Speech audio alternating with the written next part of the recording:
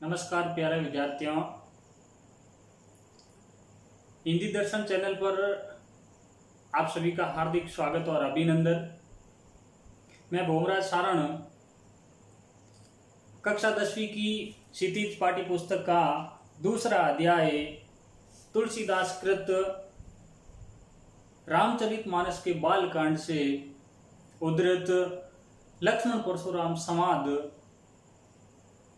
को लेकर आपके बीच में उपस्थित हुआ हूं। पिछले वीडियो में हमने बात की थी तुलसीदास जी के जीवन परिचय के बारे में, विस्तार से उसके जीवन परिचय को जाना था। और आज हम बात करेंगे तुलसी जो महत्वपूर्ण रचनाएं हैं उन रचनाओं के बारे में।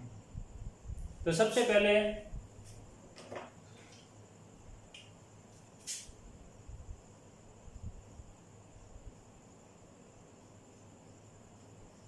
Goswami Tulsidas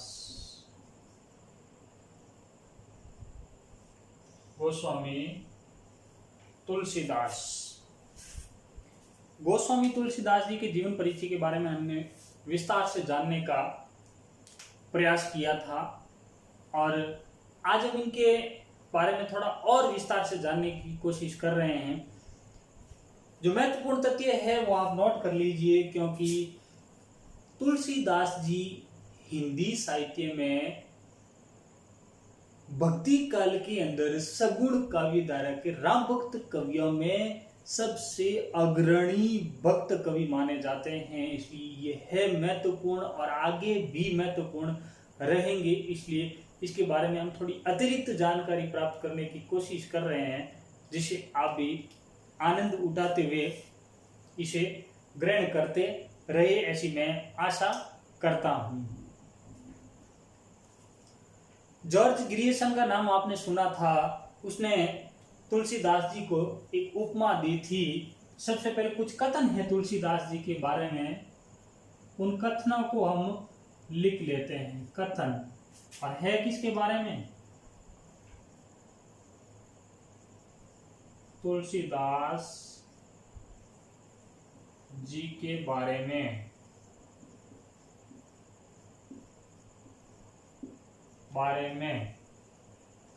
number 1, Grierson.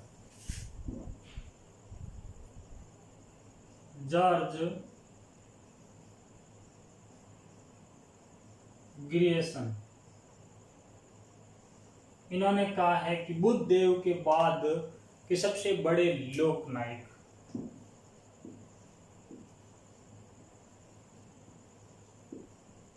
बुद्ध देव के बाद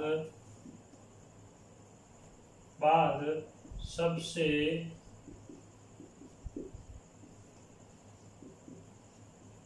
बड़े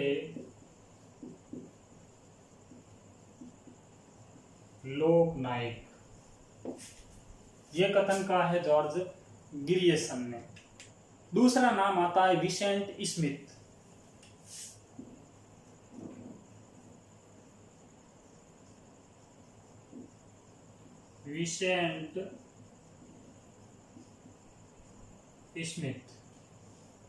इन्होंने तुलसीदास जी को कहा है मुगल काल का सबसे बड़ा आदमी।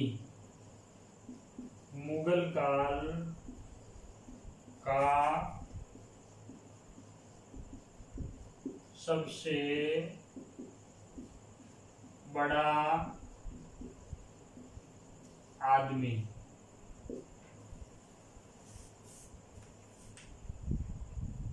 इसके बाद में नाम आता है नाभादास का, और नाभादास जी ने कहा है कलिकाल का वाल्मीकि। तीसरा नाम आता है नाभादास, और नाभादास ने कहा है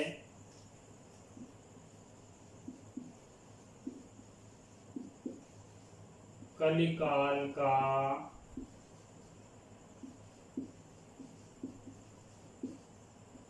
वाल्मीकि, कलिकाल का वाल्मीकि। और इसके बाद में एक जाना पहचाना नाम और आता है आचार्य रामचंद्र शुक्ल का, उसका कथन भी ले लेते हैं। आचार्य रामचंद्र शुक्ल, इन्होंने कहा है लोक मंगल की साधना के कवि, लोक मंगल की साधना के कवि। तो ये महत्वपूर्ण कथन तुलसीदास जी के बारे में अनेक विद्वानों ने कहे हैं, ये भी नोट कर लीजिए, कई काम आएंगे। इसके बाद में हम बात करेंगे तुलसीदास जी की महत्वपूर्ण रचनाओं के बारे में, जो प्रामाणिक 12 ग्रंथ माने गए हैं, उन 12 ग्रंथों पर विस्तार से चर्चा।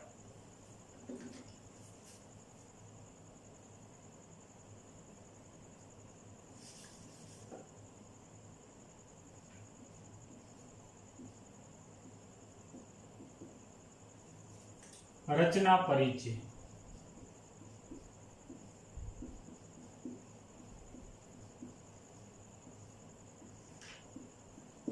रचना परिचय,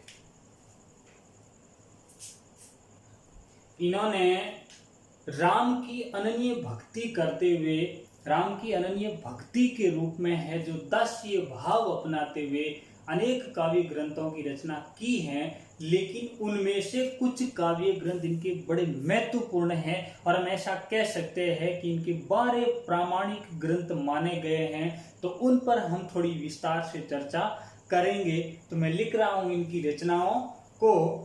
नंबर 1, वैराग्य संदीपनी। वैराग्य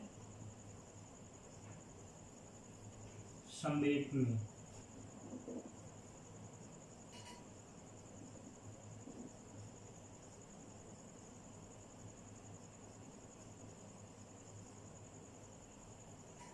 रामाज्ञा प्रश्नावलिच्छु।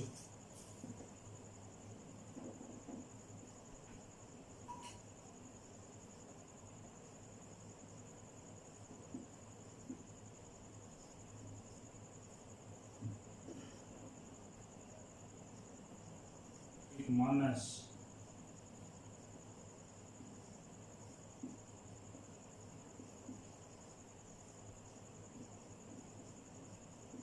पांच नंबर रामचरितमानस। रचना काल विक्रम संवत 1631 और कहाँ? अयोध्या। 6 नंबर पार्वती मंगल।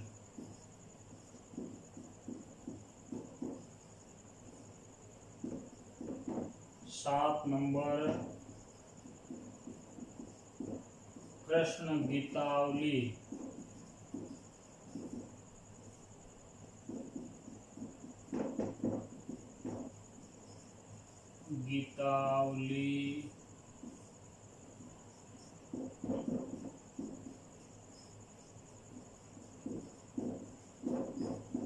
'विनय पत्रिका'।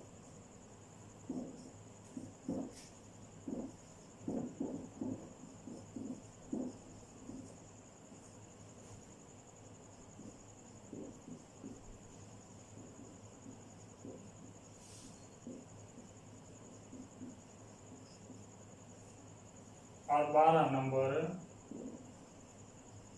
कवितावली।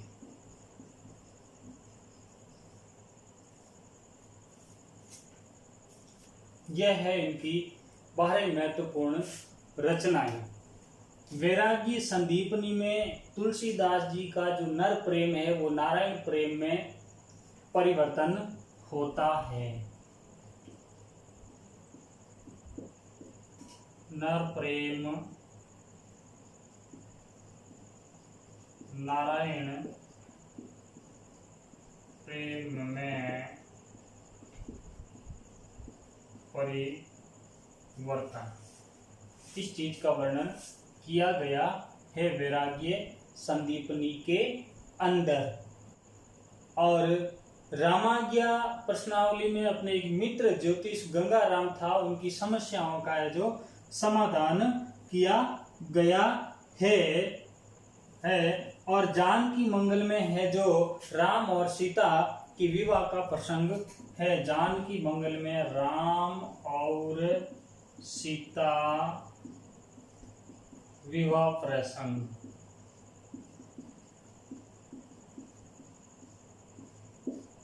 का वर्णन किया गया है। और रामचरित इनकी महत्वपूर्ण रचनाएं हैं, इसके बारे में तो जितना जिक्र करें उतना कम है। 7 अध्यायों में रचित ये एक प्रबंध महाकाव्य है। कितने अध्यायों में? 7 अध्यायों में, 7 अध्यायों में रचित प्रबंध महाकाव्य 7 अध्यायों में रचित। और अगर रामचरितमानस के बारे में अगर हम विस्तार से थोड़ा जानने का प्रयास करें तो 1631 इसका रचना काल है। 1631 तो इसका विक्रम संवत रचना काल है। और अगर ईस्वी सन की बात करें तो 1574 के अंदर इसकी रचना की गई थी तुलसीदास जी के। रामचरितमानस के जो 7 अध्याय है, उन 7 अध्यायों में जो अयोध्या कांड है, अयोध्या कांड को रामचरितमानस का हृदय कहा जाता है। इसके अंदर एक नाम आएगा अयोध्या कांड, यानी जो 7 अध्याय है उस 7 अध्यायों के अंदर एक नाम है अयोध्या कांड। और अयोध्या कांड है वो रामचरितमानस का हृदय कहलाता है। क्या कहलाता है? रामचरितमानस का हृदय। रामचरित मानस का हृदय कहा जाता है। किसको? इस 7 अध्यायों में जो अयोध्या कांड है, उस अयोध्या कांड को है जो रामचरितमानस का हृदय कहा जाता है। क्योंकि ये सारी चीजें जब निकल कर आ रही है तो उसे मैं रोक नहीं पा रहा हूं, इसलिए इसको या नोट करवा रहा हूं, तो आप भी साथ साथ इसको लिखते रहना। अगर रामचरितमानस के बारे में अगर हम और जानने की कोशिश करें तो रामचरितमानस के जो 7 कांड है उस कांड को हम यहाँ लिख लेते हैं। तो सबसे पहले रामचरितमानस के जो 7 कांड है उस 7 अध्यायों को हम यहाँ लिखते हैं। नंबर 1 बाल कांड, नंबर 2 अयोध्या कांड, नंबर 2 अयोध्या कांड, और नंबर 3 उत्तर कांड, और नंबर 4 लंका कांड, और नंबर 5 सुंदर कांड,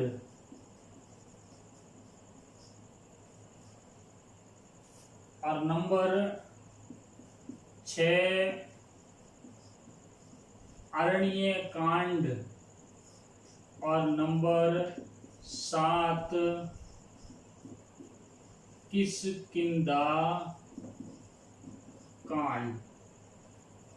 किष्किंधा कांड ये 7 अध्याय है। और अगर इसको हम देखें तो ये आकार के अनुसार ही इसी प्रकार है। सबसे बड़ा बाल कांड है, उसके बाद में अयोध्या कांड है, अयोध्या कांड से छोटा उत्तर कांड है, उत्तर कांड से छोटा लंका कांड है, और लंका कांड से छोटा सुंदर कांड है, और सुंदर कांड के बाद में अरण्य कांड, और सबसे छोटा है वो आकार की दृष्टि से है जो किष्किंधा कांड है। ये आकार की दृष्टि से रामचरितमानस के जो 7 अध्याय है, जो 7 कांड है, ये 7 कांड ये है। और इन 7 कांडों में जो ये अयोध्या कांड है, इस अयोध्या कांड को आपको पता ही है क्या कहा जाता है? रामचरितमानस का हृदय कहा जाता है। और बाकी इसका जो रचना काल है वो 1631 विक्रम संवत और 1574 ईस्वी संवत है। और बाकी अयोध्या के अंदर ये रचा गया था। और इनमें जो महत्वपूर्ण रचना है तुलसीदास जी की, उन तुलसीदास जी की रचनाओं के अंदर जो 12 प्रामाणिक रचनाएं हमें प्राप्त होती है वो है वैरागी संदीपनी, रामाज्ञा प्रश्नावली, रामलला ने छू, जानकी मंगल, रामचरितमानस, पार्वती मंगल, कृष्ण गीतावली, गीतावली, विनय पत्रिका, दोहावली, बरवे रामायण और कवितावली। ये तो थे इनकी रचना। क्योंकि तुलसीदास जी एक आदर्शवादी कवि माने जाते हैं और इन्होंने आदर्श चरित्र ही लेकर है जो अपनी रचनाएं सृजित की है और हमें दैनिक जीवन में उनके अनुकरण का जो संदेश दिया गया है ये हमें मिलता है। बाकी हम तुलसीदास जी की भाषा की बात करें तो ये अवधी और ब्रज भाषा दोनों के महान पंडित माने जाते हैं। तुलसीदास जी की भाषा का जिक्र करें तो एक तो अवधी भाषा और एक दूसरी ब्रज भाषा। अवधी और ब्रज भाषा के महान पंडित, ये भाषा की दृष्टि से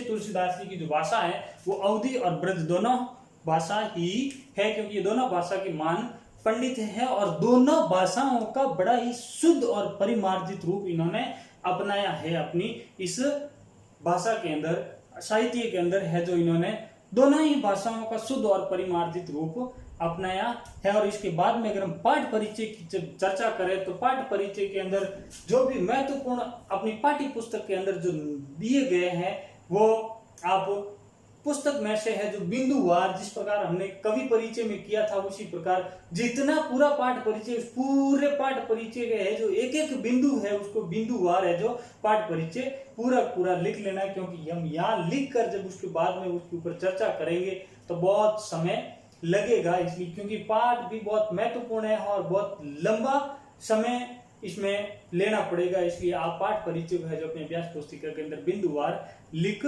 लीजिए। और बाकी आकार के अनुसार जो सबसे बड़ा कांड बाल कांड है उस बाल कांड से ही है जो हमारे तुलसीदास द्वारा जो ये लिया गया है वो लक्ष्मण परशुराम संवाद, ये रामचरितमानस के बाल कांड से ही लिया गया है। तो ये जो रचना इनकी है रामचरितमानस, और रामचरितमानस के अंदर जो ये पहला बाल कांड है इस बाल कांड से ही लक्ष्मण और परशुराम संवाद है वो वहां से उद्धृत है। और इसमें पाठ परिचय की अगर हम बात करें तो जो धनुर्यज्ञ रखा गया था उस धनुर्यज्ञ के पश्चात मुनि परशुराम जी है जो शिव धनुष टूटने का समाचार सुनते हैं, तो टूटने का समाचार सुनने के बाद में वो तमतमाते हुए क्रोध में गुस्से में एकदम गुस्से में आते हैं और वहां पहुंचते हैं। तो उस समय राम की जो विनयशीलता का बड़ा ही सुंदर वर्णन किया गया और साथ ही साथ विश्वामित्र जी है वो उसे समझा रहे हैं, पर समझाने पर राम के जो शक्ति परीक्षण के बाद है जो उनका थोड़ा गुस्सा